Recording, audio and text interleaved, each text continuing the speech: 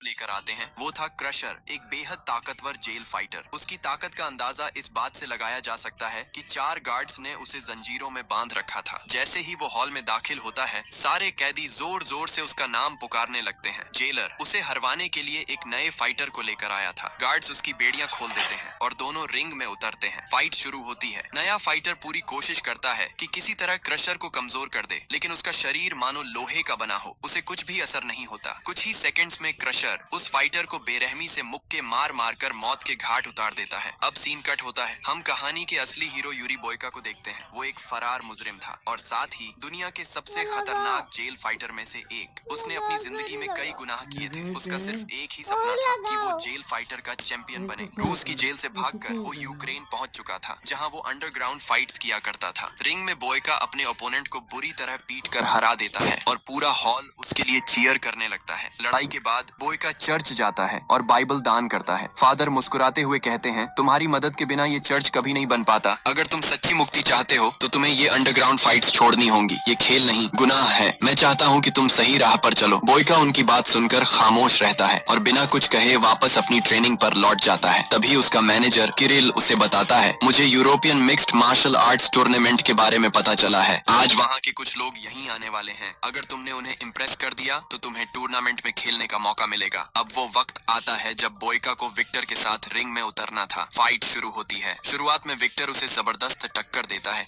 लेकिन आखिर में बोयका का जुनून और ताकत हावी हो जाते हैं। वो विक्टर के चेहरे पर जोरदार किक मारता है। विक्टर जमीन पर गिर जाता है। उसका माउथ गार्ड बाहर निकल जाता है। वो दोबारा उठकर हमला करने की कोशिश करता है, मगर बोयका के एक मुक्के से वो फिर नीचे जा गिरता है। बोयका उससे कहता है, give up Victor, it's over. लेकिन विक्टर गुस्से में फिर हमला करता है और इस बार बोयका के एक जबरदस्त पंच से वो बेहोश होकर गिर पड़ता है। बोयका जीत जाता है। चारों तरफ उसका नाम गूंजता है। टूर्नामेंट के एजेंट्स उसके पास आते हैं। 2 हफ्ते बाद टूर्नामेंट शुरू होगा। अगर तुम जीत गए तो तुम्हारी जिंदगी बदल जाएगी। किरिल उसे जीत के पैसे देता है। बोयका घर लौटने लगता है, लेकिन विक्टर को फाइट के दौरान गंभीर चोट आई थी। उसे अस्पताल ले जाया गया, लेकिन वो बच नहीं पाया। बोयका को ये बात अंदर से तोड़ देती है। रात भर उसे नींद नहीं आती। उसे फादर की बात याद आती है, अगर तुमने सही रास्ता नहीं चुना तो गॉड भी तुमसे नाराज हो जाएंगे। अगले दिन वो किरिल से पूछता है, विक्टर कैसा है? किरिल भारी मन से कहता है, उसके दिमाग पर गहरी चोट लगी थी, वो अब नहीं रहा, लेकिन तुम्हारा इसमें कोई कसूर नहीं। हर फाइटर जान दांव पर लगाकर ही रिंग में उतरता है। बोयका की आंखें भर आती हैं। वो पूछता है, क्या उसका कोई परिवार था? किरिल उसे विक्टर का बैग थमा देता है। बोयका बैग खोलता है। अंदर से उसे एक खत मिलता है जो विक्टर की वाइफ अल्मा ने लिखा था। खत पढ़ते ही बोयका का दिल टूट जाता है। उसे एहसास होता है कि उसने एक आदमी ही नहीं, एक पूरे परिवार को उजाड़ दिया। बोयका फैसला करता है कि वो अल्मा से मिलने रशिया जाएगा और किसी भी तरह अपनी गलती सुधारने की कोशिश करेगा। रूस में विक्टर का अंतिम संस्कार चल रहा था। बहुत से लोग वहाँ इकट्ठा हुए थे। शहर का सबसे बड़ा गुंडा जोराब भी वहाँ आया था। वो खामोशी से देख रहा था। उसके दिल में अल्मा के लिए एक अजीब सी दिलचस्पी जग चुकी थी। जोराब ने अल्मा के पास जाकर कहा, तुमने विक्टर के साथ मिलकर मुझसे बहुत पैसे उधार लिए थे। मुझे नहीं लगता कि तुम उसे चुका पाओगी। अगर तुम मेरी हो जाओ तो मैं तुम्हारी सारी परेशानियां दूर कर दूंगा। अल्मा ने कड़ी आवाज में जवाब दिया, मेरे पति के अंतिम संस्कार पर तुम ऐसी बातें कैसे कर सकते हो? क्या तुम्हें गॉड का थोड़ा सा भी खौफ नहीं? जोराब ने नरमी का नाटक किया, मैं बस तुम्हारी मदद करना चाहता हूँ। फिर वो वहाँ से चला गया। वहीं किरिल बोयका को नकली पासपोर्ट देता है। तुम्हें एक लोकल बस में बैठकर रशिया जाना होगा। बस बॉर्डर पार करके एक मिलिट्री चेक पॉइंट से होकर जाना है। वहाँ इंटरनेट नहीं होगा। अगर तुमने कोई गड़बड़ नहीं की तो किसी को तुम्हारी असलियत का पता नहीं चलेगा। बोयका नकली पहचान के साथ मिनी बस में बैठता है। चेक पॉइंट पर एक फौजी पूछताछ करता है। बोयका अपने फर्जी कागजात शांति से पेश कर देता है। फौजी को कोई शक नहीं होता और बोयका रशिया में पहुंच जाता है। वह होटल में अपना सामान रखकर खत में लिखे पते पर अल्मा से मिलने कम्युनिटी सेंटर जाता है। वहाँ कई अनाथ बच्चे थे। अल्मा उनका ख्याल रखा करती थी। अचानक जोराब के गुंडे आकर अल्मा को जबरदस्ती गाड़ी में बैठाकर ले जाते हैं। अल्मा जाते हुए एक पल के लिए बोयका को देखती है। बोयका कम्युनिटी सेंटर के गार्ड से पूछकर जोराब के अंडरग्राउंड फाइटिंग क्लब तक पहुंचता है। वहाँ अल्मा वेटर की तरह काम कर रही होती है। लोगों को शराब सर्व किया करती थी। अल्मा बोयका को देखकर चौंकती है। वो पूछती है, आप कौन हैं और आप मेरा पीछा क्यों कर रहे हैं? बोयका धीरे से विक्टर के बारे में बताना शुरू करता है, लेकिन तभी जोराब का सीनियर गार्ड स्लावा बीच में आ जाता है। स्लावा अल्मा को वहाँ से सुरक्षित निकालता है और बोयका को होटल के बाहर ले जाकर घेरता है। सीसीटीवी स्क्रीन पर जोराब बोयका को देख रहा था। उसने अपने गुंडों को हुक्म दिया, बोयका पर हमला करो। गुंडे टूट पड़े, पर बोयका ने एक एक करके उन्हें हरा दिया। स्लावा ने बंदूक निकालकर बोयका को डराने की कोशिश की। बोयका ने तेजी से बंदूक छीन ली और स्लावा को भी जमीन पर धकेल दिया। तभी जोराब खुद आया और बोला, तुम बहुत अच्छा लड़ते हो। यह मेरा क्लब है और मैं चाहता हूँ कि तुम मेरे लिए लड़ो। बोयका ने साफ कहा, मैं यहाँ लड़ने नहीं आया, मैं अल्मा से बात करने आया हूँ। जोराब ने कड़वाहट से कहा, मेरी इजाजत के बिना कोई अल्मा के पास नहीं जा सकता। मैंने इस शहर के साथ साथ उसे भी अपने कब्जे में ले लिया है। अगर तुम फिर उसके पास आए तो मैं तुम्हें जिंदा नहीं छोड़ूंगा। बोयका ने देखा वहाँ काफी सारे हथियारों से लेस गुंडे थे। एक अकेला वह इन सब का सामना नहीं कर सकता था, इसलिए वो चुपचाप वहाँ से निकल गया। जोराब ने स्लावा को हुक्म दिया, इस आदमी पर नजर रखो। स्लावा ने आदेश मान लिया। बोयका को अपनी पुरानी लड़ाइयों के सपने आते हैं, तेज, डरावने और खतरनाक। वह डर के मारे जाग जाता है। अगली सुबह बोयका फिर कम्युनिटी सेंटर लौट आता है। गार्ड उसे रोकने की कोशिश करता है। बोयका ने एक मुक्का मारकर उसे बेहोश कर दिया। वो अल्मा के पास जाकर विक्टर का खत थमाता है। अल्मा समझती है कि वो विक्टर का दोस्त है जो दूर से बस खत देने आया है। वो बोयका का शुक्रिया अदा करती है। बोयका पूछता है, क्या तुम्हारा बॉस जोराब तुम्हें परेशान करता है? अल्मा ने बताया, विक्टर और मैंने जोराब से कर्ज लिया था ताकि हम इन अनाथ बच्चों की मदद कर सकें। अब उधार चुकाने के लिए मैं जोराब के लिए काम करती हूँ। फिर अल्मा ने पूछा, क्या तुमने विक्टर की आखिरी फाइट देखी थी? बोयका घबराते हुए बोला, विक्टर ने अपनी आखिरी लड़ाई मुझसे लड़ी थी और उसके बाद वह चला गया। ये सब एक हादसा था। मैं उसकी कमी पूरी नहीं कर सकता, पर अगर मैं तुम्हारी किसी काम आ सकूं तो मुझे खुशी होगी। बोयका ने वही पैसे निकालकर अल्मा को दे दिए, वो पैसे जो उसने विक्टर के खिलाफ फाइट जीतकर जीते थे। अल्मा गुस्से से बोली, तुमने पैसों के लिए ही मेरे पति की जान ली होगी। मुझे तुम्हारे पैसों की जरूरत नहीं। अब यहाँ से चले जाओ और अपनी शक्ल फिर मत दिखाना। बोयका चुपचाप वहाँ से चला जाता है।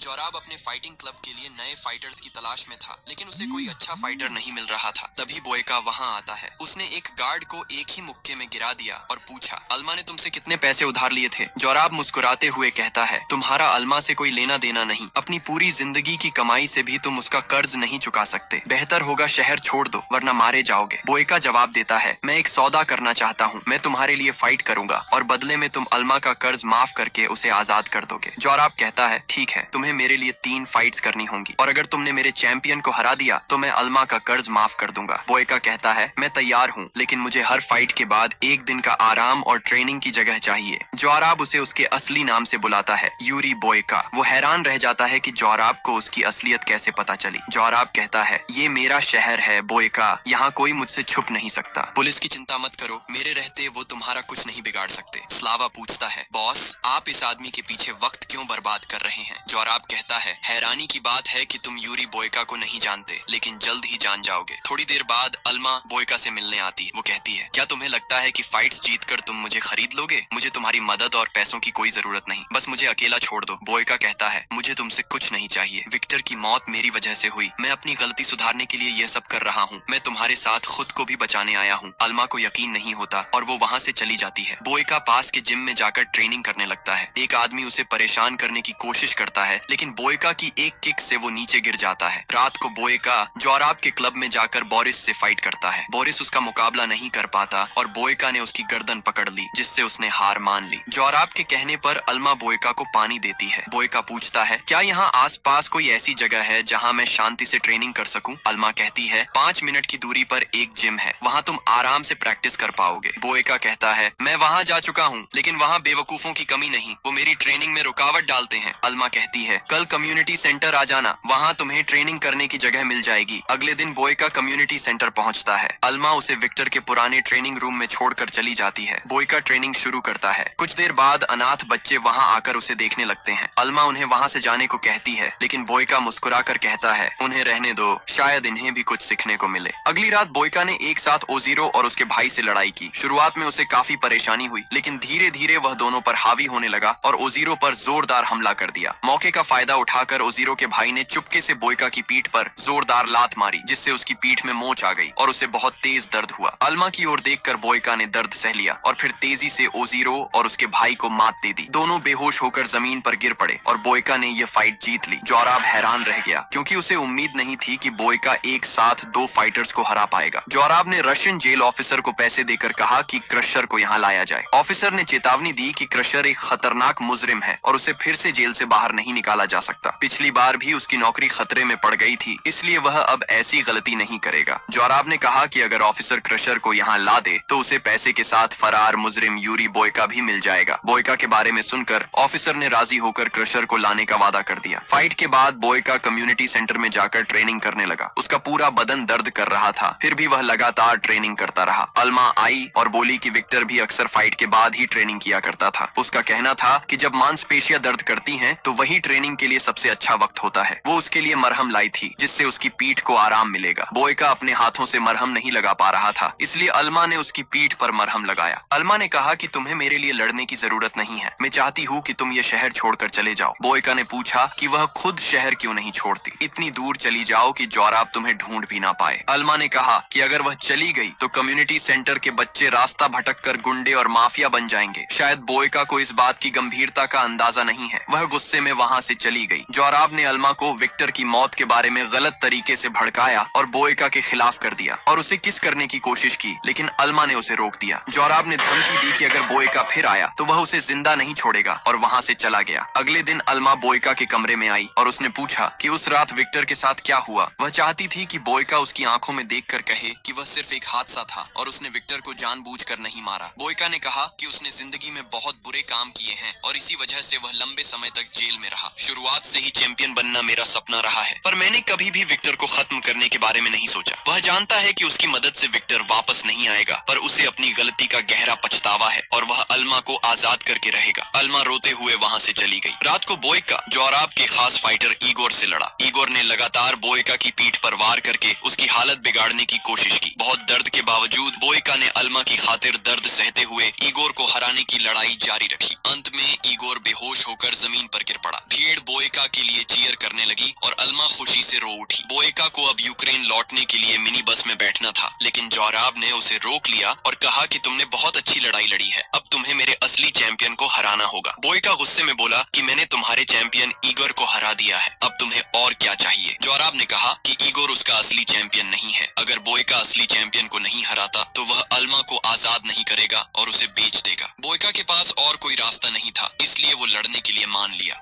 बोयका को अपने मैनेजर का फोन आता है। वो कहता है, अगर तुम 10 बजे वाली बस में बैठकर रशिया नहीं आए तो यूरोपियन टूर्नामेंट में हिस्सा नहीं ले पाओगे। बोयका जवाब देता है, फिक्र मत करो, मैं वक्त पर पहुंच जाऊंगा। तभी जेल ऑफिसर क्रशर को लेकर क्लब में पहुंचता है। बोयका और क्रशर के बीच फाइट शुरू होती है। बोयका उस पर हमला करने की कोशिश करता है, लेकिन क्रशर का शरीर बहुत मजबूत था, उसे बोयका के वारों से कोई असर नहीं हुआ। क्रशर ने बोयका के चेहरे पर जोरदार मुक्के मारे, जिससे उसका माउथ गार्ड निकल गया और वह जमीन पर गिर गया। बोयका की हालत देखकर जोराब खुश हो गया, जबकि अल्मा घबरा रही थी। बोयका दोबारा उठ खड़ा हुआ और फिर से लड़ने लगा। क्रशर ने उसे उठाकर जमीन पर पटक दिया, लेकिन बोयका ने हार नहीं मानी। वह अल्मा की तरफ देखकर अपने दर्द को सहन करता रहा और पूरी ताकत से क्रशर पर हमला करने लगा। क्रशर अपने भारी शरीर की वजह से बोयका की तेजी से बच नहीं पाया और धीरे धीरे कमजोर पड़ने लगा। बोयका ने मौका देखकर क्रशर का एक हाथ और पैर तोड़ दिया और फिर उसे एक जोरदार लात मारकर रिंग से बाहर फेंक दिया। क्रशर बेहोश हो गया और बोयका ने लड़ाई जीत ली। जोराब ने स्लावा को पुलिस बुलाने के लिए कहा और खुद अल्मा को लेकर वहां से जाने लगा। बोयका उसे रोकने के लिए दौड़ा, लेकिन गार्ड्स ने उसे बेसबॉल बैट से बुरी तरह पीटा, जिससे उसकी हालत खराब हो गई। अल्मा यह देखकर जोर जोर से चिल्लाने लगी। उसकी आवाज सुनकर बोयका ने फिर से उठने की कोशिश की। उसने गार्ड्स से बैट छीन ली और उन्हें एक एक करके मार गिराया। स्लावा ने बोयका पर गोली चला दी, जिससे उसके कंधे और पैर में गोली लग गई, लेकिन बोयका ने पलटकर स्लावा के पैर में गोली मारी और उसे छत से नीचे गिरा दिया। जोराब अल्मा को जबरदस्ती लेकर जाने की कोशिश कर रहा था, तभी बोयका बंदूक लेकर वहां आ गया। जोराब ने अल्मा को मारने की धमकी देकर बोयका से बंदूक फेंकवा दी। वह बोला, तुम एक मामूली फाइटर हो, तुम अल्मा को कुछ नहीं दे सकते, बेहतर होगा कि इसका पीछा छोड़ दो। उसी पल अल्मा ने जोराब का हाथ काट लिया। बोयका ने मौका देखकर उस पर हमला किया, लेकिन जोराब ने उसके पेट में गोली मार दी। फिर भी बोयका ने हार नहीं मानी। उसने उसे पकड़कर जमीन पर गिरा दिया और उसकी गर्दन दबाकर उसे मार डाला। बोयका ने अल्मा की तरफ देखा और कहा, क्या तुम मुझे माफ कर सकती हो? लेकिन अल्मा ने कोई जवाब नहीं दिया। कुछ देर बाद पुलिस वहां पहुंची और बोयका को गिरफ्तार कर लिया। 6 महीने बाद अल्मा बोयका से मिलने जेल आई। उसे देखकर बोयका हैरान रह गया। उसने कहा, मुझे उम्मीद नहीं थी कि तुम मुझसे मिलने आओगी। खैर, कम्युनिटी सेंटर के बच्चे कैसे हैं? अल्मा मुस्कुराई और कुछ पेंटिंग्स दिखाते हुए बोली, बच्चों ने तुम्हारी तस्वीरें बनाई हैं। मुझे माफ कर दो, मैं पहले ही आना चाहती थी, लेकिन हिम्मत नहीं जुटा पाई। जब पहली बार तुम मेरे सामने आए, मुझे तुमसे नफरत थी, मगर फिर तुमने मुझे एहसास दिलाया कि इस दुनिया में अब भी अच्छाई बाकी है। आज मैं तुम्हारा शुक्रिया अदा करने आई हूँ। तुमने मुझे मेरी इज्जत और आजादी दोनों वापस दी और आज मैंने भी तुम्हें तुम्हारी गलती के लिए माफ कर दिया। बोयका की आंखों में सुकून था। पुलिस ऑफिसर उसे वापस ले गए। जेल में लौटकर वह फिर से अंडरग्राउंड फाइट्स में हिस्सा लेने लगा, लेकिन अब उसका मकसद सिर्फ जीतना नहीं था, बल्कि खुद को सही साबित करना था। कभी कभी जिंदगी हमें ऐसे मुकाबलों में उतार देती है जहाँ जीत सिर्फ